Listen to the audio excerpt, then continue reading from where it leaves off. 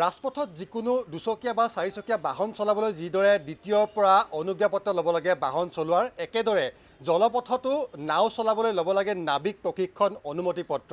আৰু এই নাবিক প্ৰশিক্ষণ অনুমতি পত্ৰ নোহোৱাকৈ কোনো ধৰণৰ জলপথত আচলতে কোনো ধৰণৰ নাও বা জাহাজ ভুটভুটি একোৱে চলাব নোৱাৰে।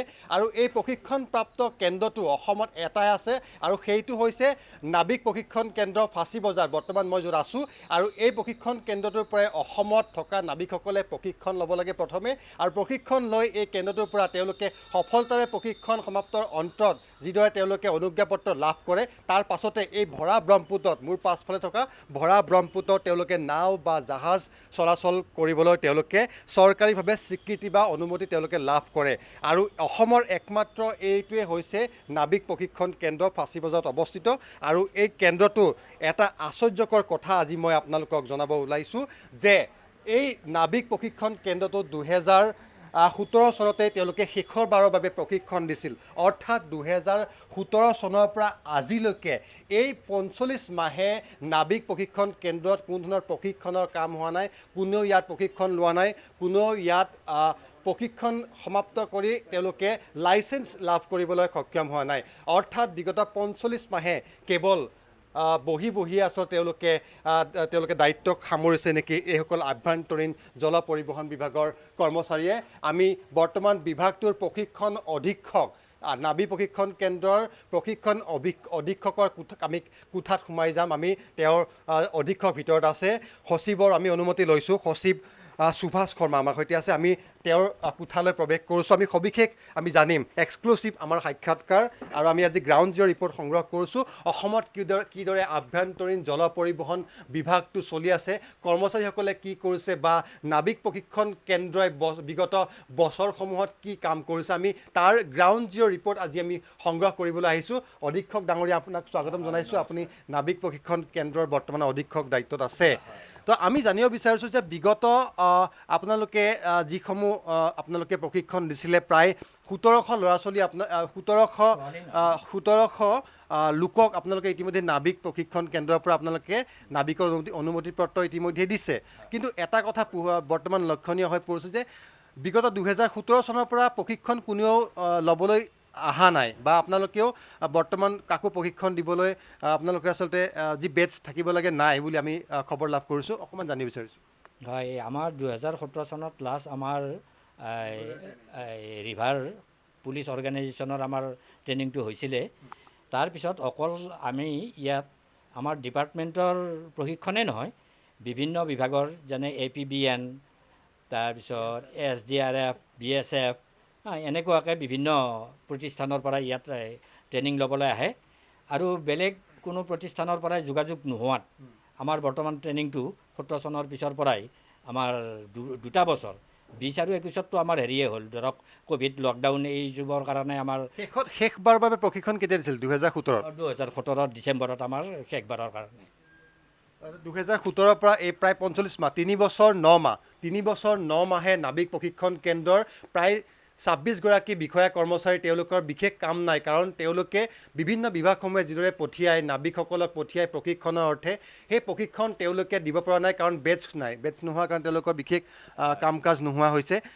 কেতিয়াকৈ আকৌ হ'ব? আৰু বিভিন্ন সময়ত নাও যিসমূহে চলায়, নাবিকসমূহ, সৰু ভুটভুটিয়ে হওক বা জাহাজসমূহে হওক, বিশেষ তেওঁলোকৰ অনুজ্ঞাপত্ৰ নথকাকৈ তেওঁলোকে নাও পৰিবহণ ব্যৱস্থাটোৰ লগত তেওঁলোকে জড়িত হৈ পৰে, যাৰ ফলস্বৰূপে বিভিন্ন দুৰ্ঘটনাবিলাক ইতিমধ্যে দেখিছেই। এইটো ডাঙৰ কথা নহয় জানো? হয়, এই এটা ডাঙৰ কথা। আচলতে নাৱত ভুটভুটিয়ে হওক বা ডাঙৰ জাহাজেই হওক, আমাৰ IWTৰে হওক বা অন্য ব্যক্তিগত কোনোবা মালিকাধীন নাৱেই হওক, কিন্তু এই নাবিক প্ৰশিক্ষণটো লাগে। তেতিয়া আমাৰ বহুত অসুবিধাৰ পৰা হাত সাৰি থাকিব পৰাৰ আমাৰ ৰাস্তা আছে। আপুনি এটা কথা কওকচোন, সকলোৱে লয়নে? যিসকলে ইতিমধ্যে জল পৰিবহণ ব্যৱস্থাটোৰ লগত জড়িত, ভুটভুটি চালকসমূহ, বেচৰকাৰী যিসমূহ ভুটভুটি চালক, যিসকল লোক, সকলোৱে প্ৰশিক্ষণ লয় জানে আপোনালোকৰ পৰা? আপোনালোকে কি বুলি ভাবে? আমাৰ যিখিনি বিভাগীয়ভাৱে আমাৰ কৰ্মচাৰী আছে আমাৰ জাহাজবিলাকত, অল আছামত, গতিকে সেইখিনিতো আমাৰ ইয়াত ট্ৰেইনিং হোল্ডাৰ, আমাৰ ট্ৰেইনিং লোৱা সেইখিনি চাৰ্টিফিকেট আছে। সেইকাৰণে তেখেতসকলে জাহাজ চলাব পাৰিছে।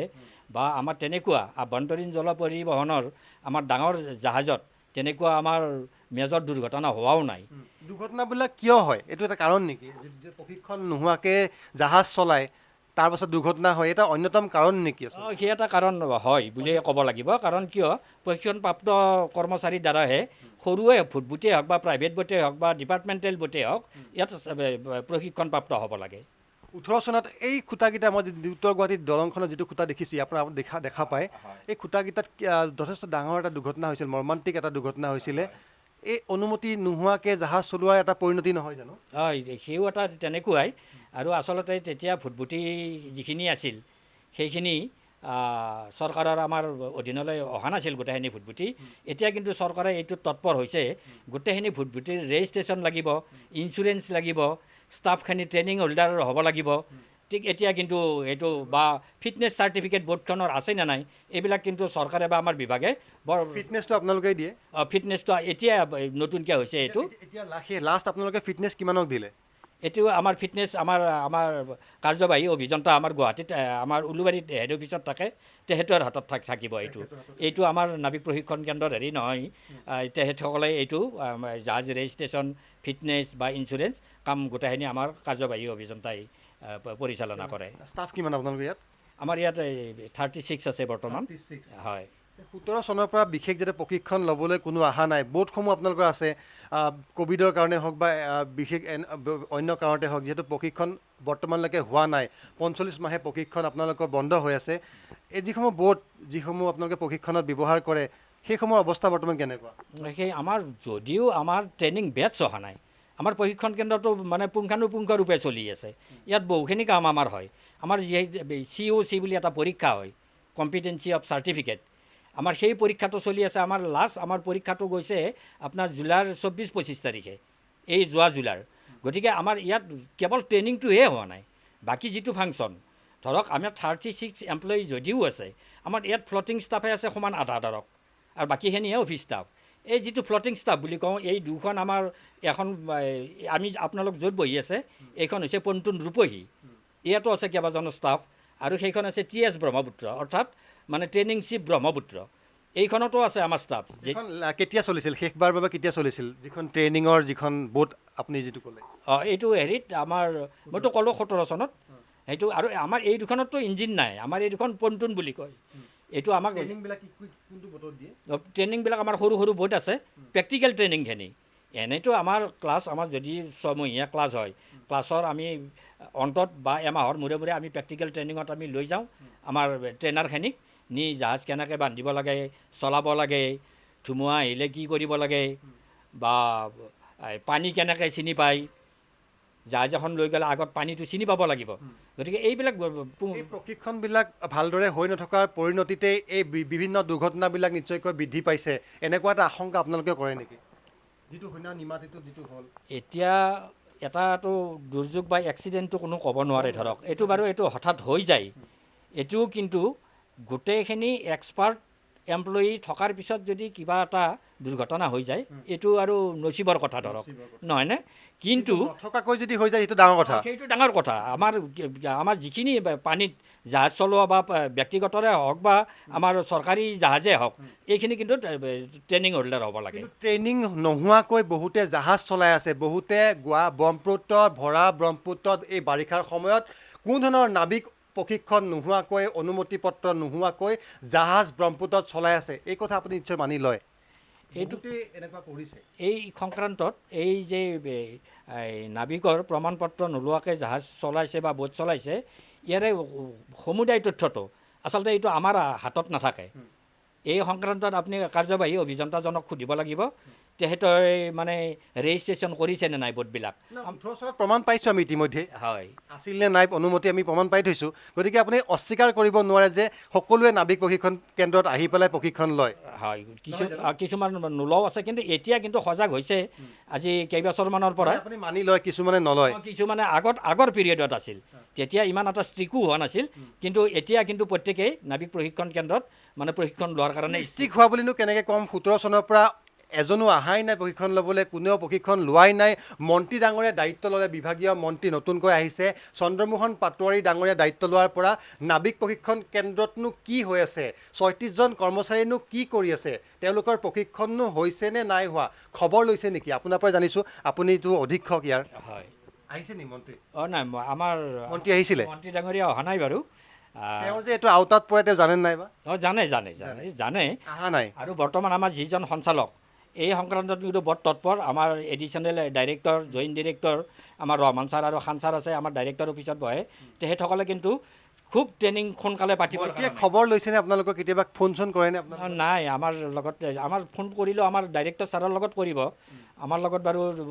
কিন্তু যদি ইমান এনেকৈ আপোনালোকে থকাৰ পাছত আহে, মন্ত্ৰী ডাঙৰীয়া আহে, আপোনালোকৰ খবৰ লয়, কিয়নো বন্ধ হৈ আছে ৪৫ মাহে, কিয়নো প্ৰশিক্ষণৰ কাৰণে এজনো নাবিক অহা নাই, কিয়নো প্ৰশিক্ষণ কেন্দ্ৰটো আজি এইদৰে ৩৬জন কৰ্মচাৰীয়ে কেৱল আহি বহি থাকিব লগা হৈছে?